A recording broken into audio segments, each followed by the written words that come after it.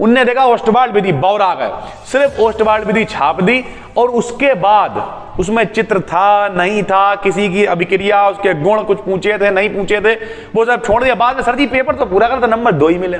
आप पहले ही 85 में से लड़ रहे हो, वो कटते कटते भी आएगा तो 80 पे आ जाएगा, तुम कटते कटते खत्म हो जाओगे। तक लोग 15-20 मिनट पढ़ेंगे तब तक आप हो सकता है पास हो गए। सर जैसे जो लोग आके ये कहते हैं हमारा ये छूट गया, उनमें मेरा बड़ा दिमाग खराब होता है। कतई कसम खा लो कि हमें 100 में 100 का पेपर करना है। 100 में 100 का मतलब क्या है?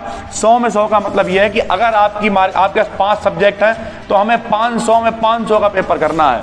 6 सब्जेक्ट हैं तो हमें 600 में 600 का पेपर करना है।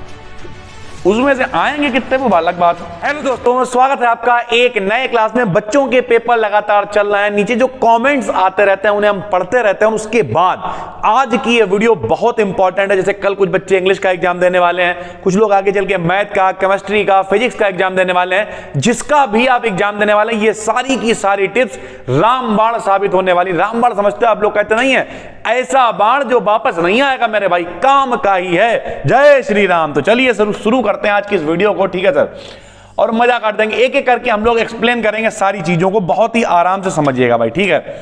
चलिए सर, सबसे पहले तो क्या क्या आपको प्रिकॉशंस बरतने हैं, कुछ जनरल से प्रिकॉशन जिनमें बच्चा गलती कर रहा है। जैसे पहला है time management is important, so divide the allotted time for various types of questions and practice completing them with in the time limit. यानी इसका मतलब, अब इतना अंग्रेजी सर जी रहने दीजिए, हिंदी में बता दीजिए।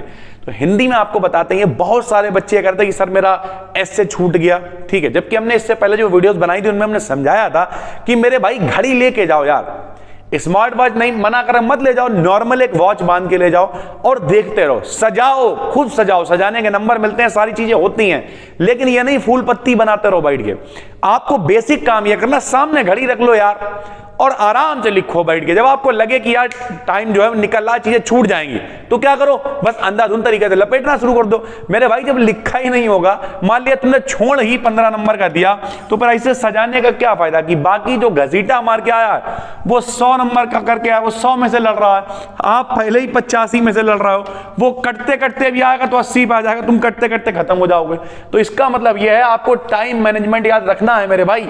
कुछ लोग कहेंगे सर जी मेरा तो पेपर बिल्कुल टाइम से हो गया था, हाँ ठीक है, लेकिन कई कमेंट्स ऐसे, बल्कि कई कमेंट्स जो नीचे रो रहे हैं कि सर हमारा 3-4 चीजें मेरी छूट गई, क्या हम पास हो जाएंगे? पास हो जाओगे ठीक है यार, लेकिन केवल पास होना मकसद है क्या? तो मेक श्योर हमेशा टाइम मैनेजमेंट बहुत बड़ी चीज है, टाइम को आप याद रखें। और लगे कि पेपर छूट जाएगा, ये चीजें हैं, तो फिर भगाना शुरू कर दें भाई, सीधा सिस्टम है, घड़ी जरूर बांध के जाएं, ठीक है भाई। दूसरा, read the question paper very carefully in the given 15 minutes. ये काट दीजिए, बिल्कुल नहीं पढ़ना है मेरे भाई, बिल्कुल नहीं पढ़ना है।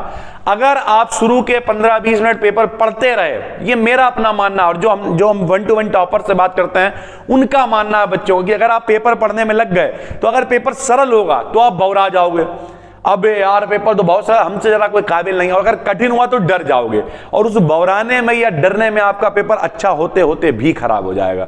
तो मेक श्योर आप शुरू करें, जो नहीं आता उसे छोड़ते चलें, कोई दिक्कत नहीं है, लेकिन लगातार आराम से एक एक क्वेश्चन करते जाएं, पढ़ते जाएं, करते जाएं, पढ़ते जाएं, करते जाएं, पढ़ते जाएं। एक बार पूरा पेपर ना पढ़ें, जब तक लोग 15-20 मिनट पढ़ेंगे तब तक आप हो सकता है पास हो गए सर। जैसे अभी हाई स्कूल वगैरह में तो 20 विकल्प आ रहे हैं और 20 मिनट में 20 विकल्प लग जाएंगे। अगर हम एक मोटा मोटा अंदाजा बता रहे हैं, ठीक है, तो जब तक लोग पढ़ेंगे पेपर देखेंगे तब तक आप पास हो जाओगे, क्योंकि 70 में 23 वाला पास होता है भाई। तो आता है करो, आता है करो, आता है करो, जो नहीं आता है फिर आखिरी में नहीं पढ़ लेंगे उससे, ठीक है। छोड़ना कुछ भी नहीं है, याद रखिएगा भाई, ठीक है।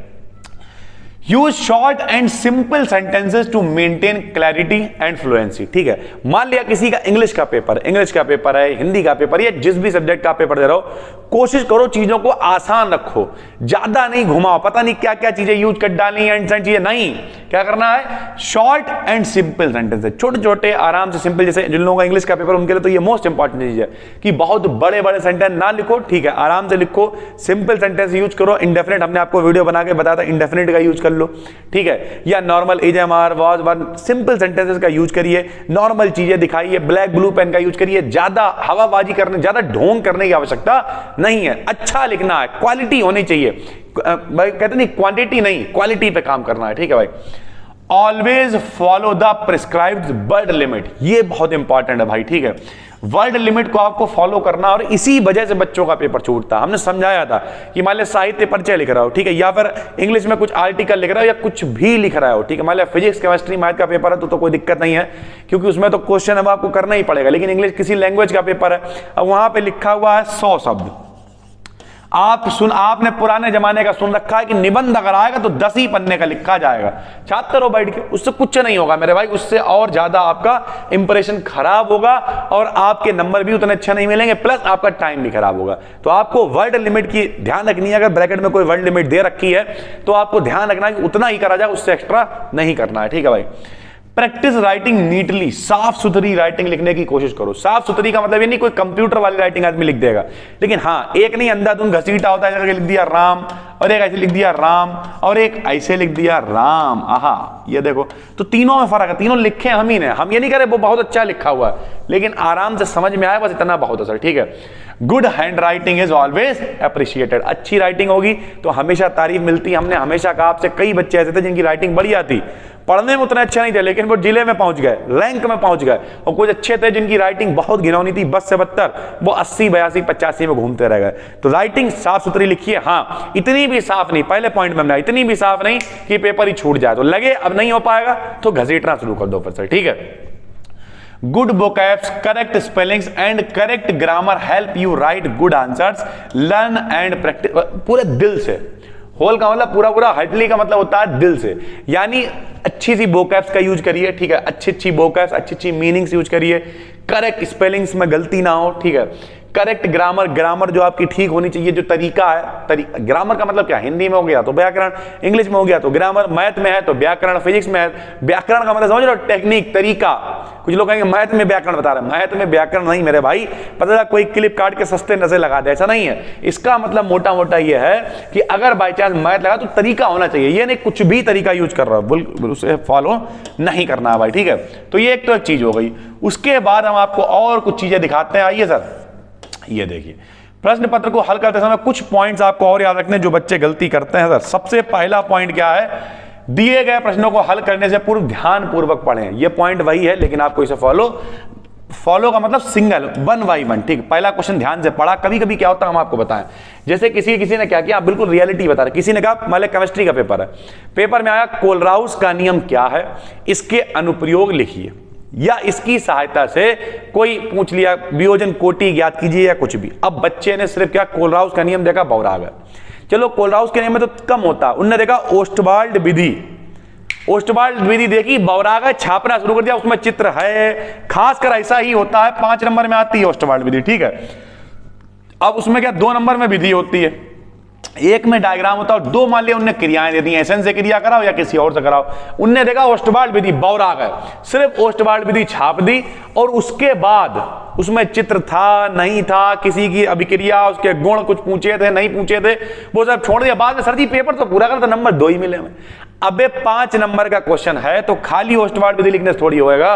तो इसका मतलब प्रश्न को पूरा सही से पढ़ो कि उसमें और क्या क्या चीजें पूछी हैं, जितनी भी चीजें पूछी उतने ही लेवल पे आप लिखेंगे तो आप अच्छे नंबर ले पाएंगे, वरना ऐसी चीजें छोटी छोटी छूट जाती हैं।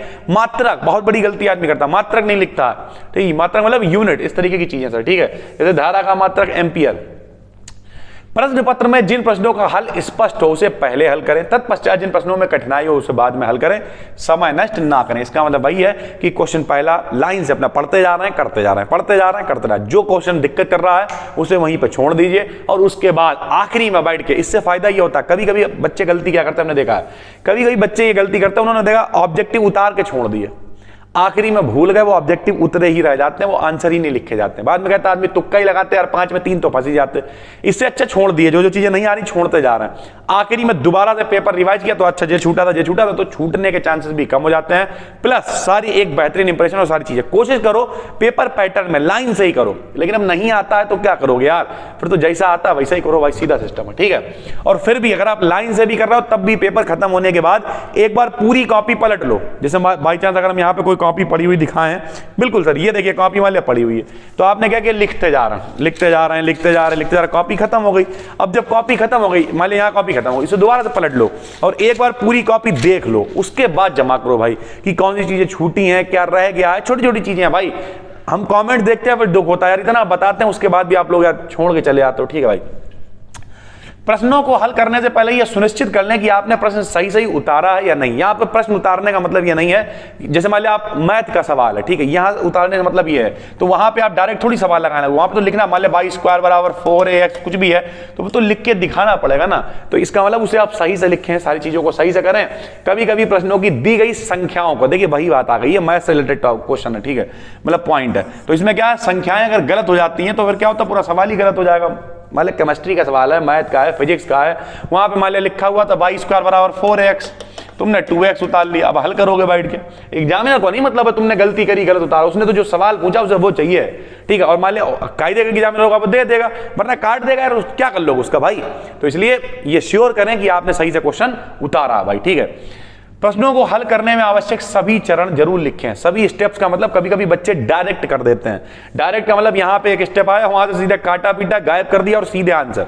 नहीं जी, आपको करके दिखाना पड़ेगा। हाँ, अगर कोई कांस्टेंट है, मान लिया आपको लगता है प्लांक नियतांक का मान निकाला, सबको पता वही होता है 6.6, तो तब ऐसी कंडीशन में आप क्या करेंगे, ऐसी कंडीशन में आप लगभग काट देंगे और जितना कट जाएगा ठीक है, बाकी आराम से लिख देंगे तो कोई दिक्कत नहीं। लेकिन नॉर्मली आपको सारे स्टेप फॉलो करने पढ़ेंगे भाई, ठीक है। कि मतलब पहले में आपने डिफरेंशिएशन का सिंबल लगा लिया, अगले में आपने क्या किया, डिफरेंशिएशन करके नहीं लिखा, डायरेक्ट लिख दिया, गलत तरीका सर। सारे स्टेप्स आपको फॉलो करने पड़ेंगे क्योंकि स्टेप मार्किंग होती है पेपर में भाई, ठीक है।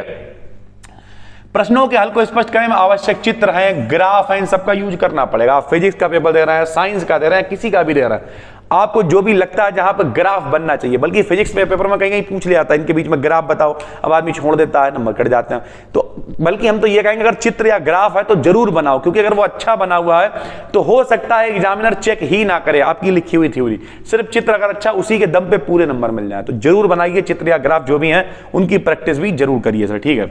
उत्तर पुस्तिका में प्रश्न पत्र में दी गई प्रश्न संख्या ही अंकित करें। प्रश्न संख्या अंकित का मतलब क्या है, बहुत सारे बच्चे कॉपी चेक करते समय गलती करते हैं।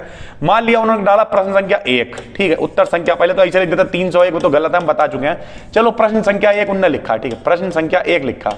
अब उन्होंने दूसरा क्वेश्चन उन्हें नहीं आता था, उन्होंने लिखा तीसरा लेकिन डाला दूसरा, फिर चौथा जोड़ के लिखा पांचवा डाला, ये बिल्कुल गलत तरीका। जो क्वेश्चन आप कर रहे हैं जिस नंबर का वही करना। प्रश्न संख्या 5वां कर रहे हो तो बिल्कुल बल्कि कायदे से डाल दो, प्रश्न संख्या 5 में का, ठीक है, इस तरीके से पूरा लिख दो, कायदे से लिखोगे भाई।